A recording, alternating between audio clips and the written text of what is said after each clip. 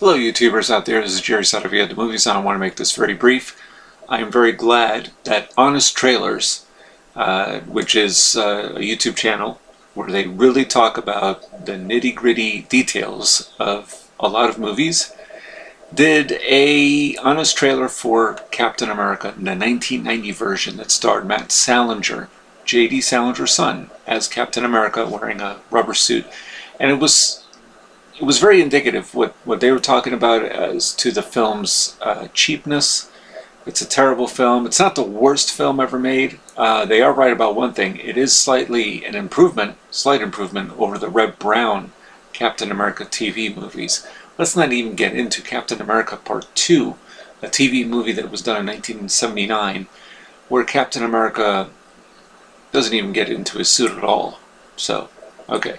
But what was funny was the fact that in this 1990 version, which didn't make it to theaters, went straight to video, this Captain America is just not really that interesting. And he seems to, as they made it very clear, run away from things or get into bicycles or try to pretend that he's sick or nauseous so that he can get inside someone's vehicle. I mean, it is just...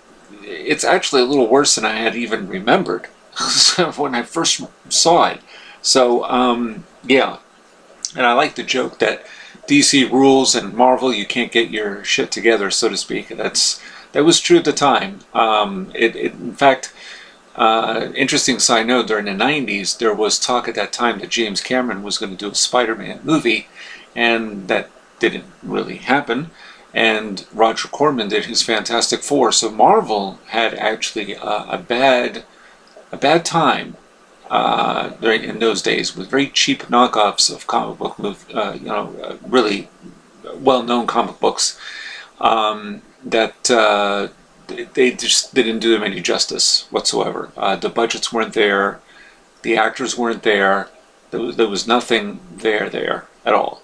But DC only was on the upswing with the Batman movie, which came out in 1989, because prior to that, Superman 4: The Quest for Peace, which came out in 1987, kind of ruined things for Superman and DC a little bit. Then Batman rejuvenated things a little bit, and into the 90s with Batman Returns, and, well, I guess allegedly Batman Forever, and then it went south with Batman and Robin. So if you think about it, during the 90s, we didn't have really that many comic book movies at all. Now Marvel is on the upswing, and they have good actors and really good directors, and DC seems to be going south. So, or at least presumably. Seems like it's going to take a lot to make this Justice League movie. But anyway, getting back to Captain America, the 1990 version, it was just so cheaply made, and it didn't even make much sense. The fact that he's, polio-stricken and then becomes a super soldier, and, the President of the United States first saw Captain America strapped to a rocket when he was a kid, and, yeah, it's a complete mess. It's badly made, but it is sort of, but not quite a good bad movie. So, and also the thing about the ears, I didn't even notice that before.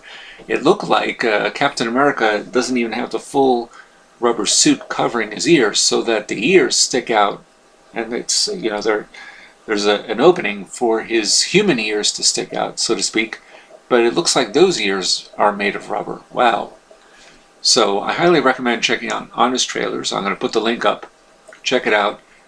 If you really must see this movie, be my guest. I don't recommend it, but this little Honest Trailers thing will give you a really good sense of just how bad that film was. Anyway, just wanted to provide some illumination on a terrible film. And thank you, Honest Trailers. And this is Jerry Saravia at the Movies, signing off.